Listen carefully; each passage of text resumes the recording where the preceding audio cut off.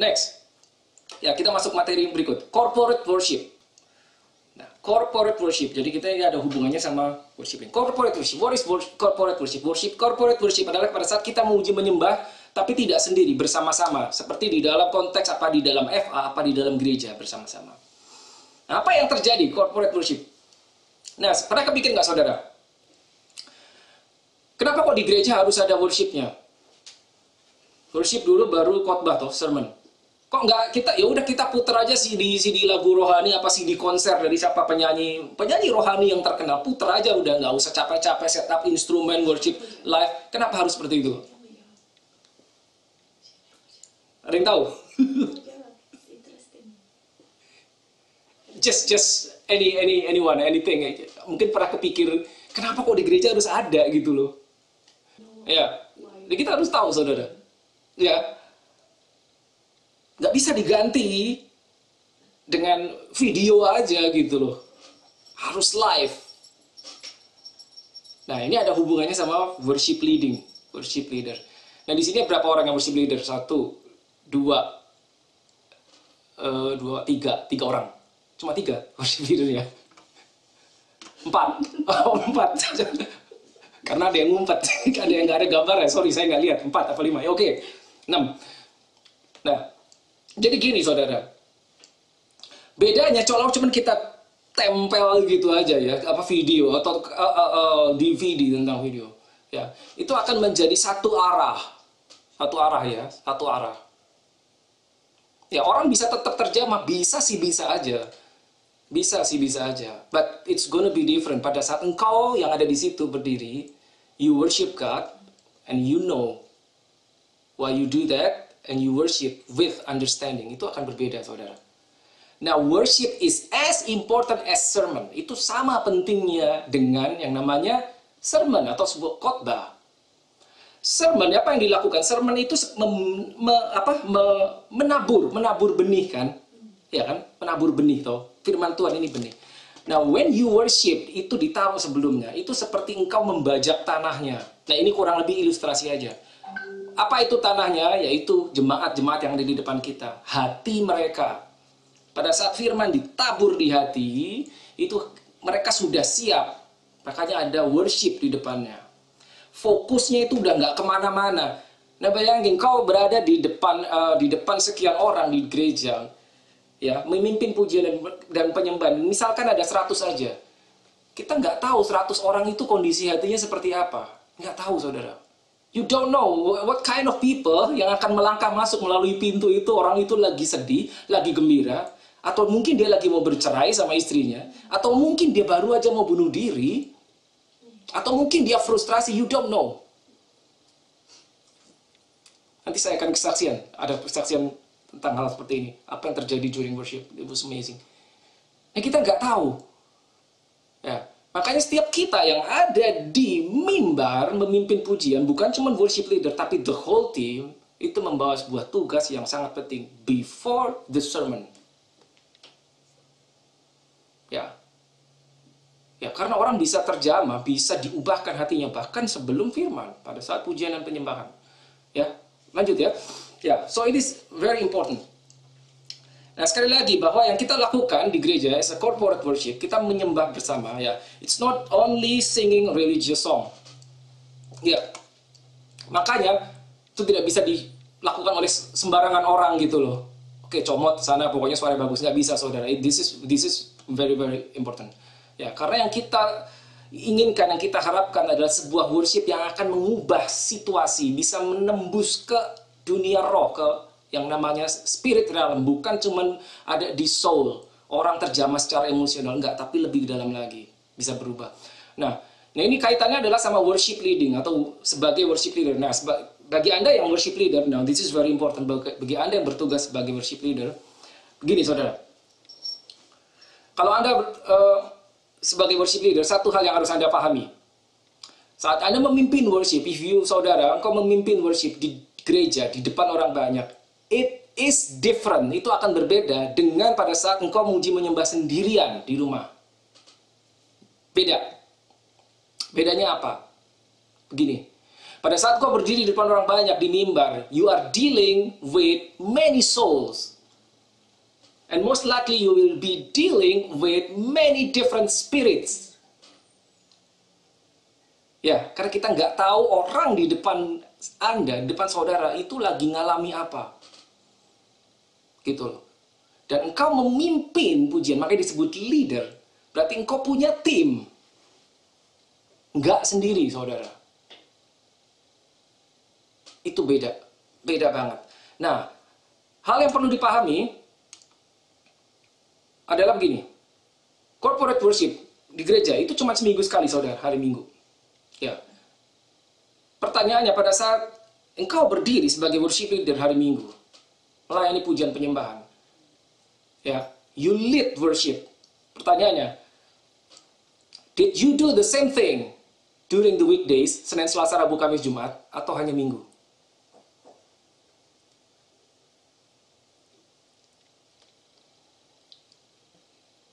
Mohon maaf.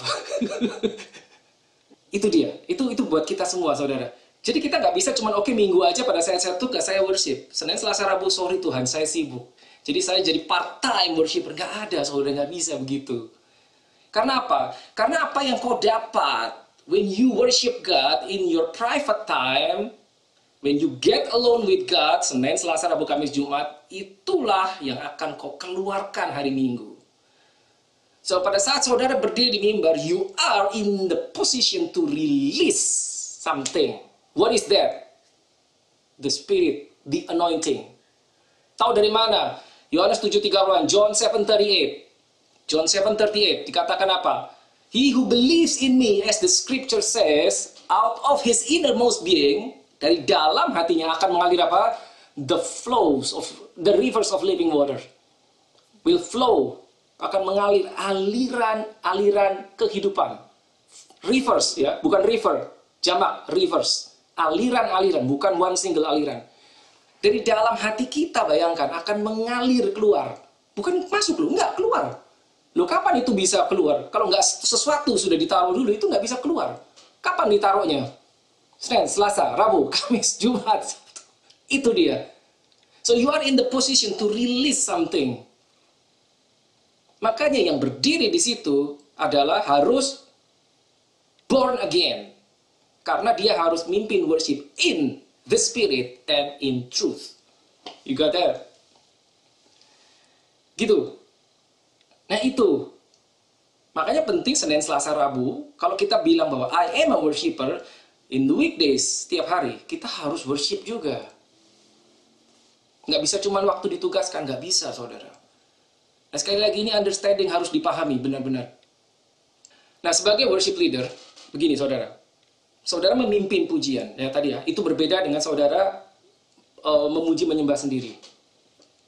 Jadi begini, pada saat saudara berdiri memimpin pujian sebagai worship leader, ya, itu ada beberapa hal yang saya catat di sini, ada sekitar 8 hal ya. Nomor 1, gini.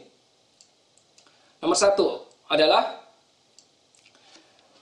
you have to let the Holy Spirit lead you and reveal something, even the things unseen.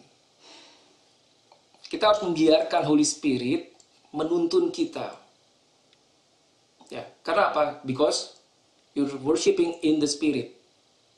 Ya, biarkan Holy Spirit yang menuntun kita pada saat lakukan itu. Nomor 1. Nomor 2. You have to give yourself to be controlled, to be possessed by God.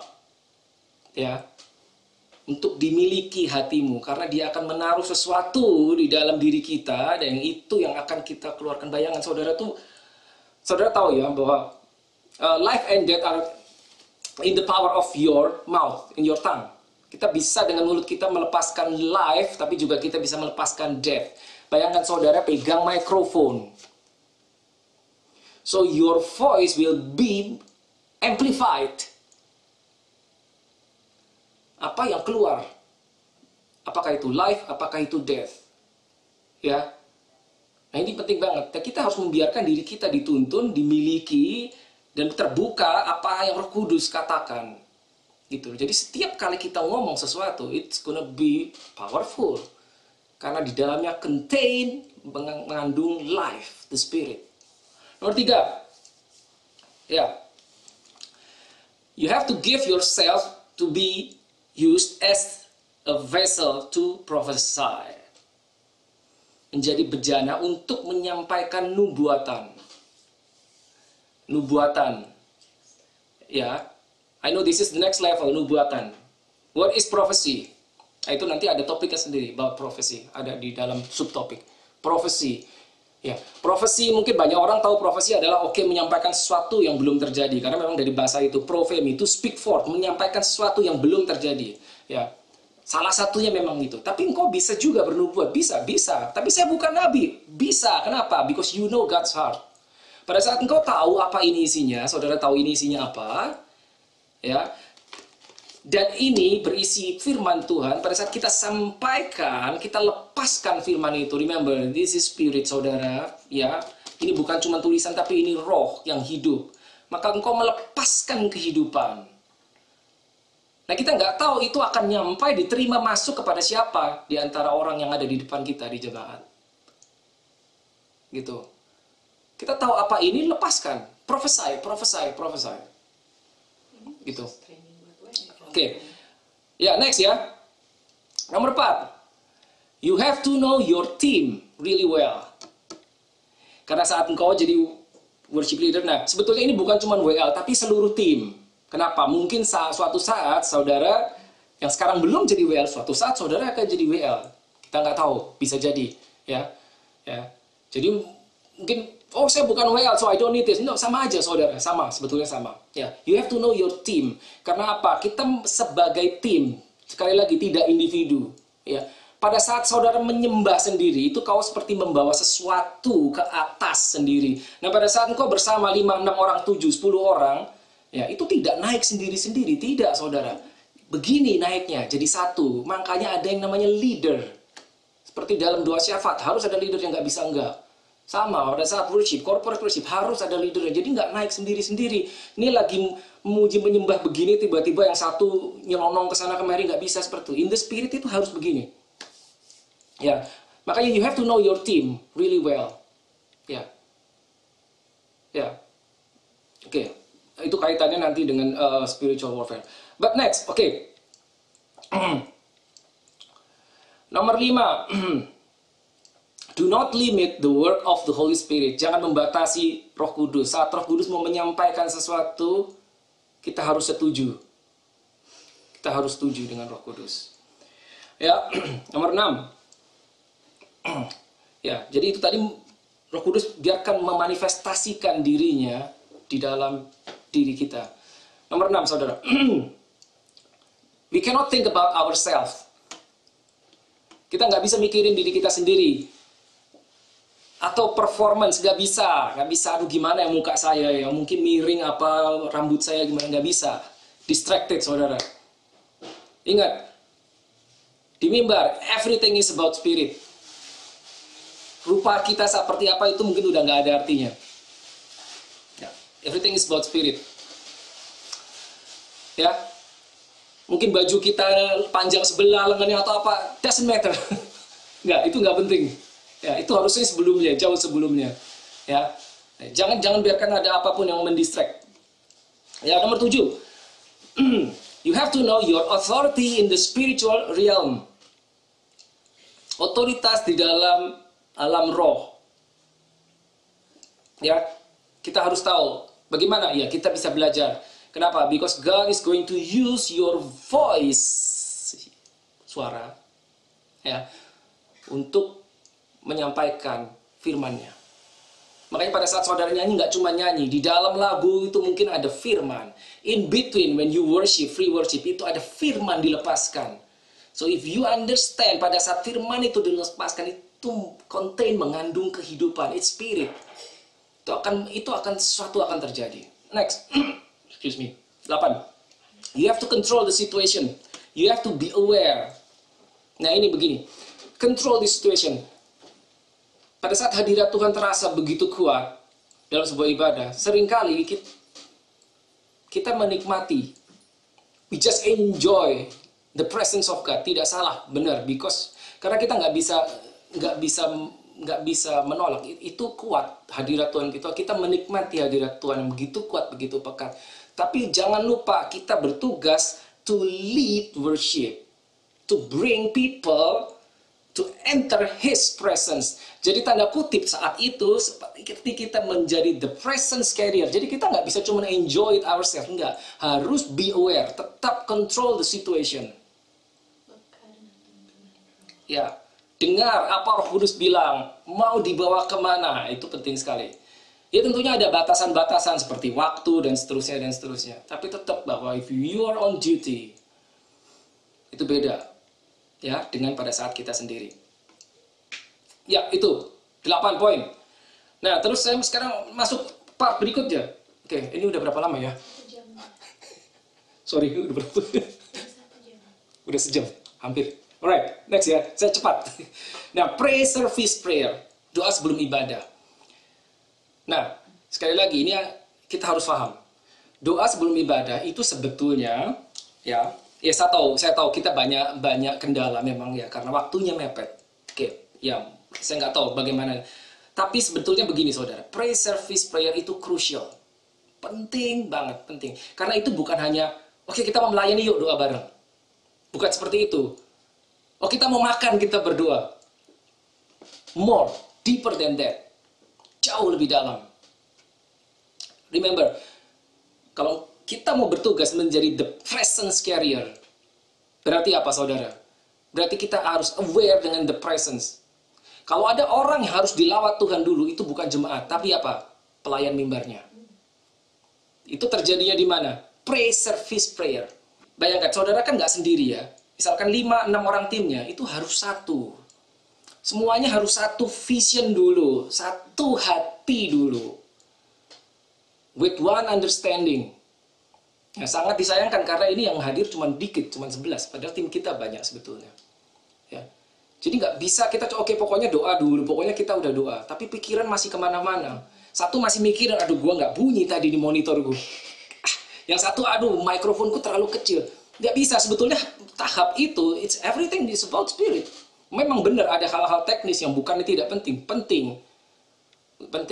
But there is something yang nggak kelihatan, yang sangat krusial, yang akan mempengaruhi not only the realm of soul, but the realm of spirit. Ya, jadi pre-service prayer itu penting. Ya, jadi seperti ini, saudara bayangkan, saudara sebagai leader, ya, atau tidak usah leadernya lah, siapapun saudara bagian dari tim, dan kita mau maju bersama sebagai one team. So pre-service prayer is like checking your team, ngecek timmu. It's like seperti kalau kau mau maju perang, kau mengecek apa udah siap belum semuanya. It's like checking your equipment, but in the spirit ya, bukan equipment secara jasmani. Ya. Semuanya udah, apa hatinya masih ada yang jangan-jangan drummernya lagi sebelah-sebelah nampak pemain bass misalkan, nggak bisa kayak gitu. Contoh, nggak bisa, itu akan menjadi celah terbuka. Nah ini penting banget, karena apa? Remember, most likely you are going to deal with souls, and many spirits. Many spirits, this is serious matter. Banyak spirit macam-macam. Nanti saya kasih contoh, saya kasih kesaksian. Ya. Jadi itu yang dilakukan pada saat pre-service prayer. Menyatukan segala sesuatu, menyatukan visi, menyatukan hati, bahkan in the spirit kita udah naik. Ya. Nah tahu saudara, pujian penyembahan, kalau kita lihat di Alkitab ya dari zaman Musa sampai Revelation itu berupa dupa, digambarkan dupa yang wanginya, harumnya itu naik ke hadirat Tuhan, yang itu God is pleased with it, menyukakan Tuhan. Dan membakar dupa, membawa dupa itu harus sebelumnya. Kapan? Pre-service.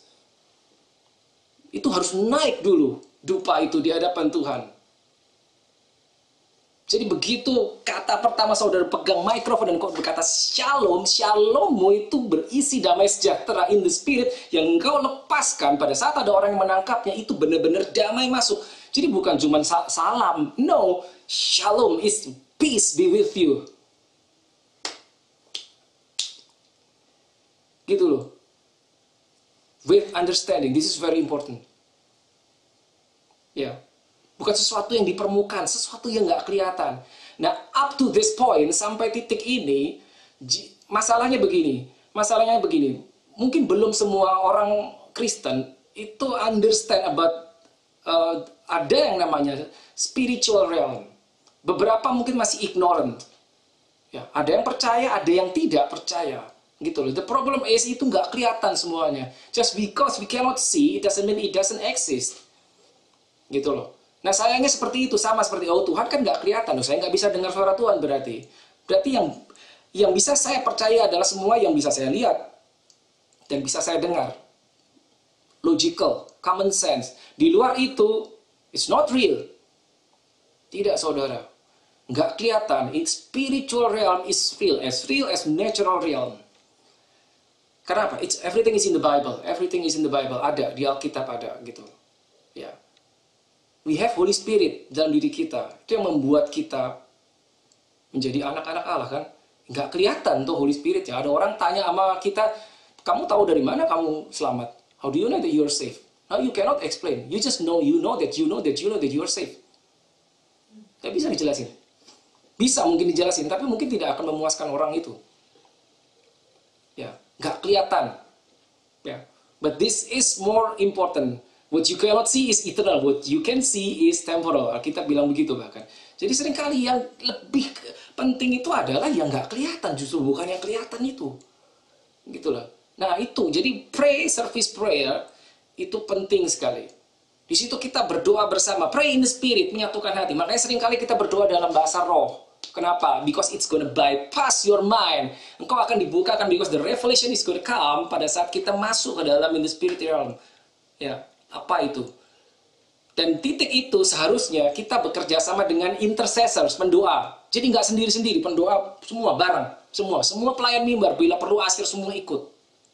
Karena semua melayani sebagai satu tim. Orang yang pertama berjumpa dengan jemaat itu asyir pada saat dia berjabat tangan dan dia melepaskan shalom keluar dari mulutnya. It's a real shalom. Itu benar-benar damai sejahtera, bukan cuma lip service.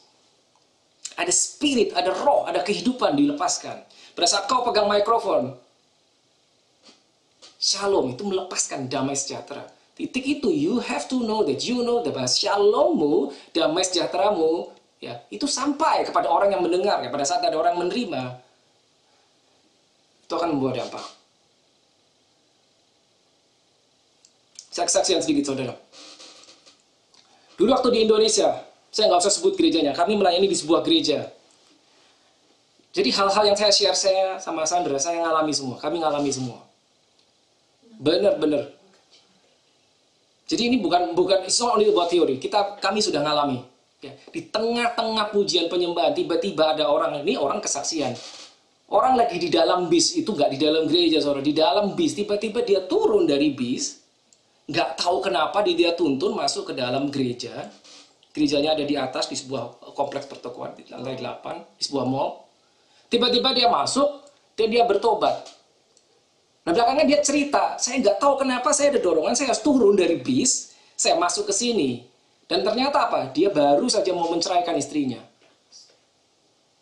Nah ingat ya, makanya tadi saya bilang, you will never know manusia macam apa yang akan melangkah masuk lewat pintu itu. Mungkin dia orang baru, dia sedang dalam keadaan apa? Stres, frustasi, kita nggak tahu. Dan orang itu, dia bersaksi, saya baru saja menceraikan istrinya, dia bertobat terima Yesus. Dia adalah Muslim. Now, can you explain that? Susah. Lalu ada lagi kejadian. Ini di gereja yang sama. Ya, cabang ya, di gereja yang sama. Jadi ada satu keluarga, ayah ibu dan 3 anaknya. Nah kebetulan itu di mall kan, berada di lantai yang sama dengan bioskop. Mereka bukan Kristen. Sepertinya Buddha. Ya, Buddha. Mereka datang ke mall itu mau nonton bioskop. Nah, udah masuk ke bioskop ya, tiba-tiba anak yang paling kecil hilang. Dicari nggak ketemu. Ternyata ketemu si anak ini nggak tahu gimana, dia keluyuran masuk ke gereja. Nah, akhirnya ketemu seluruh keluarga masuk ke gereja. In the middle of praise and worship without anyone preaching on them. Semua dijamah Tuhan. Terima Roh Kudus, terima Yesus. Gara-gara satu anak yang nyasar. Di tengah-tengah pujian penyembahan. Seperti itu. Masih ada lagi. After the service. Hadirat Tuhan begitu kuat. Saudara tahu ya, waktu zaman Salomo, bait suci ditahbiskan, dikatakan sampai imam-imam tidak kuat berdiri. Mereka nggak kuat karena begitu pekat hadirat Tuhan. Nah ini kami ngalami. Bahkan after the service, begitu kuat hadirat Tuhan, mereka udah bubar. Nah, di bawah, berapa lantai di bawah itu ada sebuah toko elektronik besar gitu. Ya, tapi karena hadirat Tuhan itu begitu kuat dalam orang ini jemaat biasa loh, jemaat loh, bukan pengerja bahkan gitu loh. Dia lagi ngantri di kasir, tiba-tiba orang di belakang dia nangis, bertobat. Kebayang nggak? Kenapa itu bisa begitu? It's the presence of God yang terbawa di dalam dirinya. I don't know if you can understand or not, this or not, masuk akal apa enggak, but I pray the Holy Spirit Himself that will teach us. Ya, itu cuma lagi ngantri, habis ibadah orang di jamaah Tuhan. Ya, masih ada lain, tukang parkir lagi ngasih tiket, nih lagi ngasih tiket, kalau ada tukang parkirnya, kan parkir ya, secure parking, lagi ngasih tiket, tiba-tiba tukang parkirnya nangis tuh, bayangin, kenapa bisa begitu? Nah itu hal-hal seperti itu masih ada banyak yang lain, gitu loh. Seperti itu, gitu. Nah itu nanti kalau kita belajar tentang Tabernacle of David, now you will understand, this is so amazing. Sekali lagi, understanding, ya.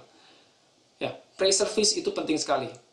Dari leader semuanya kita bersatu hati berdoa gitu loh. Berdoa membawa dupa di hadapan Tuhan, pujian penyembahan yang wanginya, harumnya itu menyukakan hati Tuhan. Maka sesuatu yang luar biasa terjadi. Itu Saudara. Nah itu sedikit kesaksian. Ya. So understanding ya, penting sekali. So when you minister, pada saat kita melayani di mimbar, itu berarti apa? We are ministering the presence of God. Kita nggak mikirin diri kita, nggak bisa. Ya saya tahu secara manusia susah untuk tidak memikirkan diri kan. Apalagi kita tahu, aduh direkam nih, I'll be in YouTube, sebentar lagi akan online. Susah untuk tidak memikirkan gimana ya make up gue udah bener ya, alis gue nggak tinggi sebelah, dan seterusnya. Gitu. Atau suaranya, aduh gimana terlalu treble microphone. I know that those things are very important. Saya tahu penting sekali karena itu bisa nggak enak hasilnya. Ya, saya tahu lah. Apalagi di sekuler, pada saat main di sekuler, dealing with those professionals yang sangat-sangat detail dengan teknis gitu loh. Ya. Tapi sekali lagi, we are ministering the presence. Pada saat saudara digerakkan untuk bermazmur, Holy Spirit is moved inside of you dan menggerakkan hati kita untuk bernubuat, prophesy. Do it. Lakukan, saudara. Just do it. Bisa dilatih? Bisa. Perlu latihan? Perlu. Gitu loh. Jangan malu. Ingat, Daud, he is a king. Alkitab mencatat, dia menari-nari di depan seluruh rakyat, di depan budak-budaknya, menari-nari sekuat tenaga. Ya, pada saat tabut perjanjian itu dibawa ke Yerusalem. Sampai dia di-mocking oleh istrinya sendiri. Dikatain sendiri sama istrinya sendiri. The heart of a worshipper. Kita akan banyak belajar dari Daud. Ya tentunya nggak hari ini. Nanti di topik yang lain. Ya. Again, remember. It's all about Jesus. Kita ditebus, saudara. Itu yang akan buat beda. Oke, jadi gimana? Yang apa harus kita lakukan? Get alone with God. Get alone with God. Gitu. Saya tahu akan ada banyak rintangan. Kita hidup di era God's favor, God's grace, under the covenant of grace. Ya. Kalau kita lupa berdoa sehari, kalau kita lupa memuji menyembah sehari aja kita nggak memuji menyembah, sehari kita nggak doa, tidaklah sesuatu yang buruk terjadi kan dalam diri kita? Tidak, under the grace, everything is amazing. Tapi hal-hal demikian seringkali membuat kita lupa, saudara. Seringkali membuat kita menjadi soft, terlena, atau menjadi lembek, tanda kutip. Gitu loh. Sehingga spiritual sensitivity menjadi tumpul. Ya, kita tahu we live in the fallen earth. Seringkali hal-hal seperti ini, keadaan yang nyaman, itu yang membuat kita tanpa sadar, sekali lagi tanpa sadar, menjadi tumpul secara spiritual. Because everything is good. Everything is good. Segala sesuatu. Beda zaman gereja mula-mula, mereka muji menyembah ngumpet, saudara. Ngumpet, takut ketahuan ditangkap, mungkin bisa dibunuh, taruhannya leher. Makanya beda. Mereka nyembah, goyang tempatnya. Ada teman saya di Melbourne, kesaksian. Ya. Ada sebuah grup intercessors, itu pujian penyembahan cuman di rumah, begitu intens sampai hadirat Tuhan begitu kuat, sampai apa yang terjadi saudara? Sampai tetangganya memanggil pemadam kebakaran karena tetangganya melihat rumahnya kebakaran. It's the fire of God yang dilihat orang seperti rumah kebakaran sampai dipanggilin pemadam kebakaran. Ini beneran gitu loh. Di paling tidak hal-hal seperti ini, kesaksian akan membuat kita terbuka bahwa oh ternyata there is a next level, ada sampai seperti itu, another dimension, itu bisa sampai situ gitu. Karena setiap kali kita berjalan dengan Tuhan, kalau kita taat, kita nggak jalan di tempat saudara. Kalau kita taat dan kita memberikan diri tadi ya, ingat ya, give yourself to be possessed with God, by God. Ya, dia akan membawa kita to the next level dalam segala hal, the next level, the next level, the next level. The next dimension, the next dimension. Dan mungkin one level after another akan ada yang namanya ujian. Gitu loh. Tapi sekali lagi, ketaatan itu berarti berharga sekali di hadapan Tuhan. Ya, kita lihat cerita-cerita tokoh-tokoh di Alkitab. Ya, kita tahu. Ya, jadi please, the endurance is very important. Spiritual endurance. Ya, mungkin everything is good in our life. Nggak pernah kekurangan apa, everything is good, family is good, our job is good, our future is good, we have everything, we have job, we have house, we have everything.